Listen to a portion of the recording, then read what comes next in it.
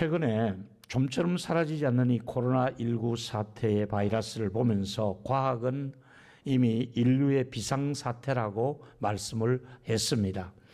그리고 이제 우리는 성경에서 전염병의 출처를 구약 성경학자들이 찾기를 시작했습니다. 신학적인 설교가 돼야 되니까. 그래서 성경에 전염병이 어떻게 생겨지며 어떻게 처리해야 될까를 구약 성경을 연구한 학자께서 이걸 이제 발췌해서 말씀을 해준 내용입니다. 그래서 오늘은 어쩌면 하나님께서 이 윌트 브루그만 목사님을 메신저로 하나님이 이 말씀을 세상에 조명하고 계시는구나 하는 그런 공감을 가지면서 제가 이 말씀을 여러분과 나누기를 원합니다. 첫 번째 드리고 싶은 말씀은 이 브루그만 박사는 하나님의 백성들이 불순종할 때에 언약을 집행하는 방법으로 전염병을 사용한다는 겁니다. 하나님께서는 하나님의 백성이 하나님의 백성답게 살지 않을 때 하나님의 백성답게 살아갈 수 있는 방법을 중에 하나로서 언약을 지키도록 하기 위해서 하나님이 전염병을 사용해서라도 언약을 지키도록 하는 것이 하나님의 목적이라는 겁니다. 하나님은 일반적으로 우리에게 주어진 법이 있습니다. 그 일반적인 법이 뭐냐 하면 선한 사람은 형통하고 악한 사람은 망한다. 이게 일반적인 법입니다. 그래서 하나님께서 순종하는 사람에게는 순종의 대가로 보상을 줄 것이고 불순종한 사람은 불순종의 대가를 받게 될 것이다. 이게 일반적인 하나님의 법입니다.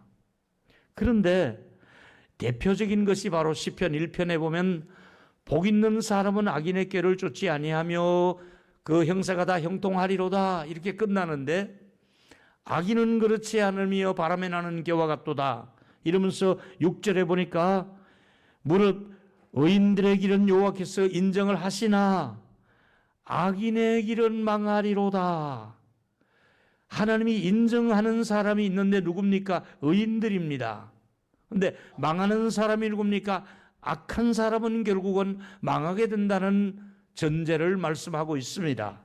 그렇다면 우리는 지금까지 이제 레위기를 통해서 신명기를 통해서 이런 말씀을 다시 한번 좁혀보겠습니다.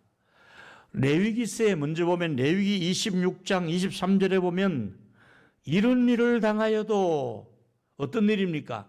굉장히 어려운 전쟁과 기근과 어려움을 당하면서도 불구하고 너희가 내게로 돌아오지 아니하고 내게 대항할진대 하나님께로 돌아오기는커녕 오히려 하나님을 대항을 하면은 하나님은 어떻게 하는가? 나도 곧 너희를 대항하여 하나님이 7배나 더 벌을 내린다고 말씀하고 있습니다. 하나님을 대항하는 민족이나 개인에게는 나도 너에게 7배나 더 갚아줄 것을 말씀하시면서 25절에 내가 칼을 너에게 가져다가 언약을 어긴 원수를 갚을 것이며 그 하나님의 징계의 방법이 칼이었습니다. 그 다음에 그 칼을 피해서 안전하다고 하는 성읍에 모인 사람들에게 뒤따라가는 게 뭡니까? 연병을 너에게 보낼 것이다. 또 연병에서 살아남은 사람들에게는 그 다음에는 양식을 끊어버릴 것이다.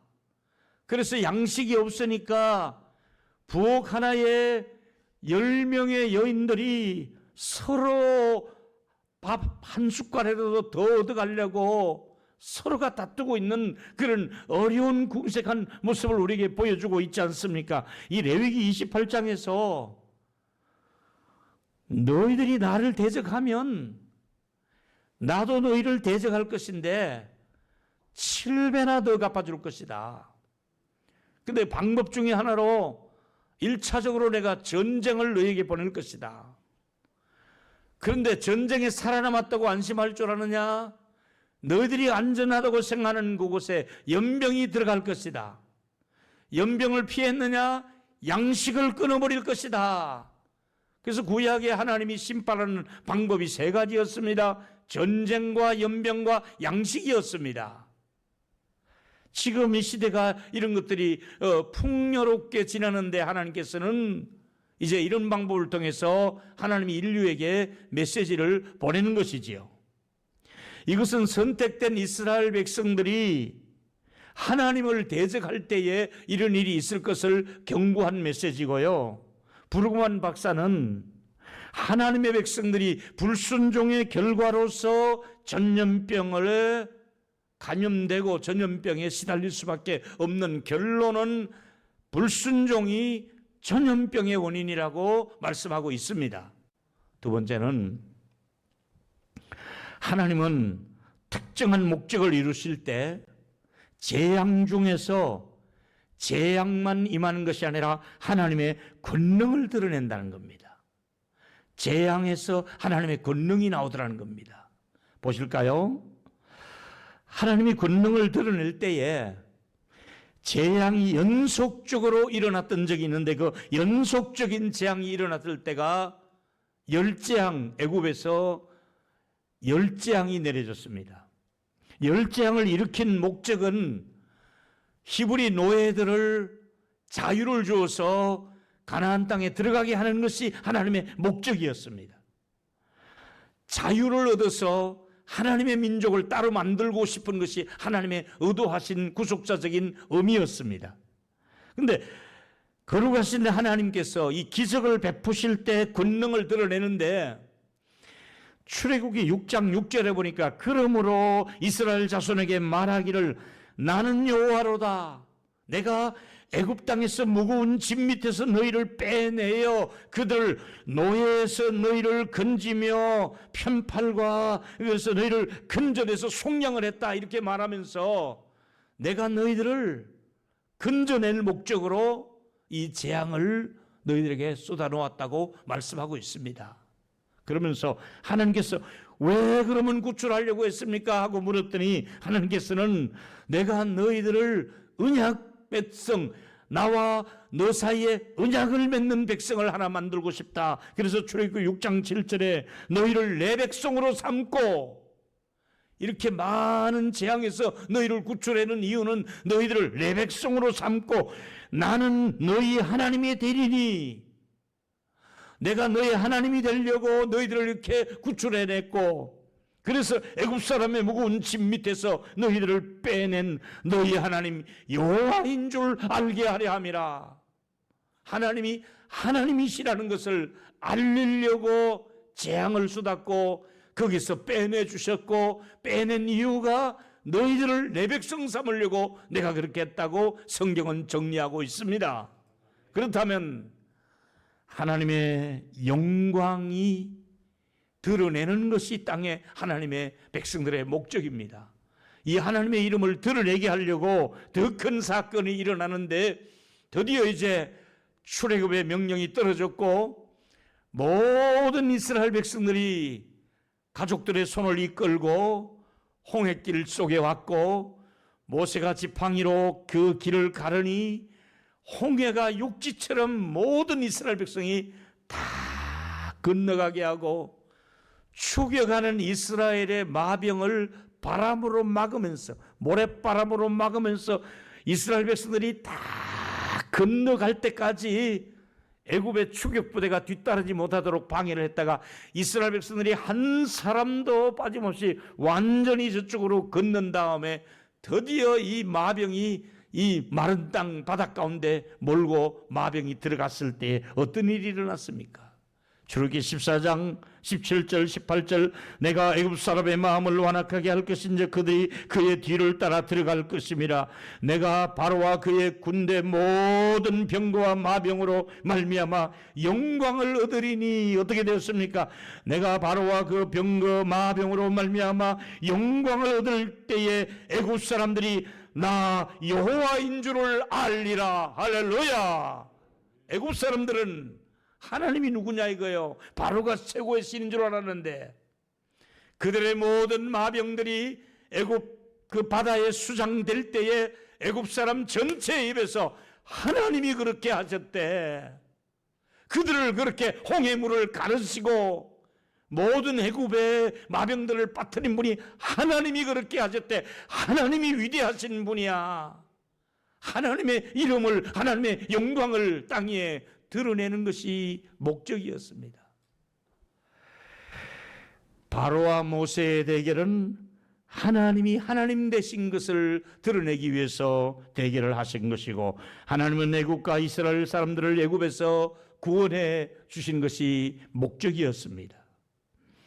가장 큰 것은, 놀라운 것은 이 재앙이 쏟아질 때 이스라엘 백성들에게는 구별해서 보호하셨다는 얘기입니다. 먼저 보실까요? 가축들을 칠 때의 일입니다.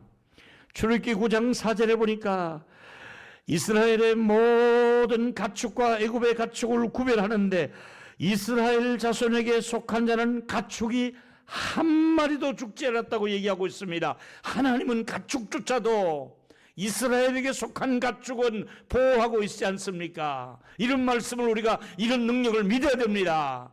하나님이 보호했습니다. 거기다가 이제 우박이 막 떨어집니다. 온 지천에, 애굽의 천지의 들판에 지팡이를 드니까 우박을 보냈는데 막 우박이 24절에 보니까 떨어지기 시작했는데 나중에는 그 우박이 온 애굽 땅에 25절에 보니까 짐승은 막론하고 사람에게도 우박이 떨어지고 밭에 있는 모든 채소와 모든 나무가지가 우박으로 다 꺾였습니다. 그러나 놀라운 것은 이스라엘 자손이 있는 그곳에는, 그 고센 땅에는 우박이 없었더라. 할렐루야. 바로 이런 겁니다. 우리가 이런 하나님을 믿어야 됩니다. 지금 전 세계 사람들은 심한 스트레스를 아마 청와대는 청와대대로, 질병관리본부는 질병관리본부대로, 의사들은 의사들대로 경무에 시달리며 어려움을 겪고 있습니다. 경제는 경제대로 그야말로 어렵게 지금 경제가 그야말로 어렵게 마이너스로 내려가고 있습니다. 처절하게 우리는 갇혀 있는 것만 같고 코로나 우울증 증세가 너나없이 모두에게 이것이 우울증이 또 우리에게 찾아와 있지 않습니까? 그러나 여러분, 우리는 이 우울한 환경에서, 이 절박 환경에서 이걸 건너뛰어올 수 있는 하나님의 능력을 믿는 저와 여러분이 되기를 축원하겠습니다. 하나님의 능력이 있지 않습니까? 하나님의 권능이 있지 않습니까? 홍해에서 나타난 하나님의 권능, 열재항에서 나타났던 하나님의 권능이 있지 않습니까? 그러면서 이제 오늘 세 번째 말씀은 코로나 이 시대19를 경험하면서 우리가 받을 교훈이 무엇일까? 여기서 유대인 학자 한 분을 이분이 추천을 해서 책에 옮겼더라고요. 피터 블록이라고 하는 이 사람은 좀처럼 어떤 일에 평가를 잘하지 않는 분인데 이번에 코로나19 사태에서 유대인 미국인 학자로서, 권위자로서 이렇게 평가를 내렸습니다. 첫째로, 코로나19라고 하는 이것은 소비주의를 끝내는 하나님의 방법이다. 두 번째, 탐닉으로 이 땅의 자원을 마음대로 통제하고 사용할 수 있다는 것은 실패했다는 것을 보여준다. 뭘 말해주고 있습니까? 코로나 이전에 우리는 너무 많이 소비했다. 저렇게 가난한 사람들이 죽어가고 있는데 많은 나라들이 너무 많이 소비했다. 자원을 소비하고 에너지를 소비하고 흥청망청 소비주의를 끝내라는, 역시 유대인 청교도다운 그런 어떤 해석인 것 같습니다. 너무 소비하는 인류를 향해서 이제 그만 소비해라. 그리고 가졌다고 너무 자원이 많다고 큰소리 치지 마라. 관광 자원이 넘쳐났던 로마가 직격탄을 맞아버렸습니다. 관광 자원 많다고요? 비행기를 세워버리는데 뭐. 최고의 관광객이 들끓었던 파리가 어제 저녁에 18,000명을 확진자가 하루에 생겨날 정도로 관광객이, 관광 자원이 많으면 뭘 하느냐? 하나님이 관광자원 많다고, 자본이 많다고, 재산이 많다고 하나님이 다 이걸 지금 세우는 중입니다. 질서를 잡아가고 있다 이거지. 이분이 아주 평가를 아주 잘했어요. 세 번째 평가는 창조주의 질서에서 어긋난 것은 하나님께서 징계한다는 겁니다. 하나님의 질서가 있습니다. 창조할 때부터 지금까지 하나님이 원하시는 질서가 있습니다. 그런데 그 질서를 깬 나라들이 여지없이 무너지고 있습니다. 차별금지법 일찍이 통과시켜서 동성애가 합법된 나라 무너지기 시작했습니다. 국가에서는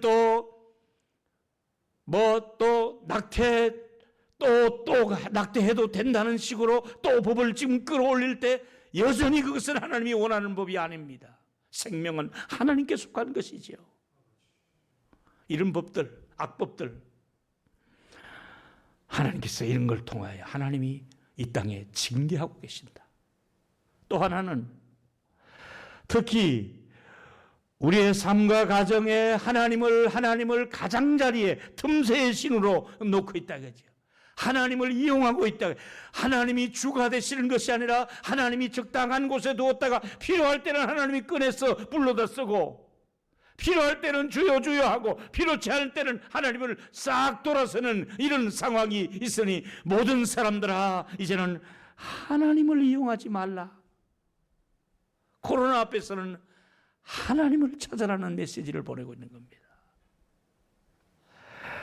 하나님은 애굽의 바로와 아수르의 혹은 바벨론의 오만한 왕들하고 비교하지 말라. 하나님은 세계 그 어떤 나라의 왕들에게도 조롱받는 하나님이 아니었습니다. 바로가 조롱을 했어도, 네로 황제가 조롱을 했어도, 도미티안, 트라얀, 하드리안 수많은 박해자들이 박해를 했어도, 느부갓네살이 박해를 했어도 하나님은 어떤 분이십니까? 느부갓네살을 미쳐버리게 만들어버렸습니다. 7년 동안 느부갓네살이 미쳐가지고 오만했던 내 나라와 내 권위를 세우며 자기 자랑을 늘어놓았던 느부갓네살이 미쳐가지고 발톱이 독수리 발톱처럼 되고 들판에서 찬이슬을 맞으며 짐승처럼 사는 그를 하나님이 때가 되어서 정신을 돌아오게 한 겁니다. 정신이 돌아온 다음에 느부갓네살이 뭐라고 고백을 합니까? 다니엘 4장 34절에 보니까 그 기한 이참에 나 느부갓네살이 하늘을 우러러보았더니 내 총명이 내게로 돌아왔습니다. 하나님을 쳐다보고 있는 순간에 하나님이 그에게 총명을 미친 자리에서 돌려주었습니다. 내가 그것이 높으신 하나님께 감사하며, 전에는 감사하지 않았습니다. 감사하며 영생하시는 하나님을 찬양하고 경배했습니다. 전에는 하나님을 찬양하고 경배하지 않았습니다. 그 권세는 영원한 권세요, 그 나라는 대대에 이르 자기 나라가 이제는 그분의 나라라고 인정을 합니다.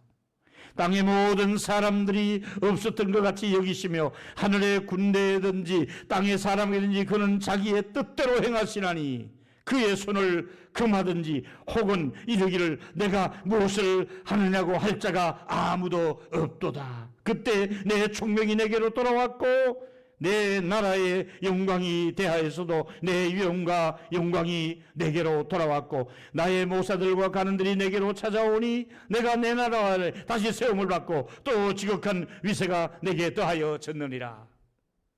하나님이 느부갓네살을 돌아오도록 회복을 시켰잖아요. 미쳐버린 이 느부갓네살 왕이 하나님이 총명이 돌아오게 하고 그 권위를 다시 부여해 주었잖아요. 우리는 지금 느부갓네살이 당하는 이 모습을 보면서 우리가 취해야 될 자세는 뭡니까? 하나님 앞에는 회복하겠다는 마음으로 겸손하게 하나님의 은혜를 구하면 회복시킬 줄 믿습니다. 그래서 하나님의 섭리를 기다리면서 겸손하게 하나님의 뜻을 구하면서 하나님의 은혜를 구해야 됩니다. 결론은 이렇게 내렸습니다. 우리 모두의 공통적인 관심은 속히 코로나19가 사라지게 하는 것이지요. 이건 누구나의 모든 인류의 지금의 관심입니다. 대통령도 일반 시민들도 우리 모두의 관심입니다. 잠시 구약 성경은 모세 시대나 이사야 시대나 예레미야 선지자 시대의 전쟁과 재앙, 이 기근의 원인이 공통점이 무엇인가를 찾아보았습니다. 그 찾아보니까 성경은 전염병은 하나님의 백성이 하나님 백성답게 살지 않을 때 내린 징계였습니다. 하나님의 백성이 하나님의 백성답게 살지 않을 때 찾아오는 것이지요. 축복의 대열에서 저주의 대열로 이탈한 것은 인간의 탐욕과 거짓된 우상 숭배가 축복의 대열에서 떠나게 되고 말았던 것입니다. 인류가 왜 이 고통을 겪었는가? 이 축복의 대열에서 이동하게 된 것은 하나님의 뜻을 저버리고 살았다 이 말이지. 그래서 하나님은 구약시대나 신약시대나 오늘의 이 시대에 하나님의 백성들은 하나님의 백성답게 사는 것이 구약에도 마찬가지고 신약에도 마찬가지고 오늘 이 시대에도 하나님의 백성은 하나님의 백성답게 사는 것이 하나님의 영원한 불변의 뜻인 줄로 받아들이시기를 바라겠습니다.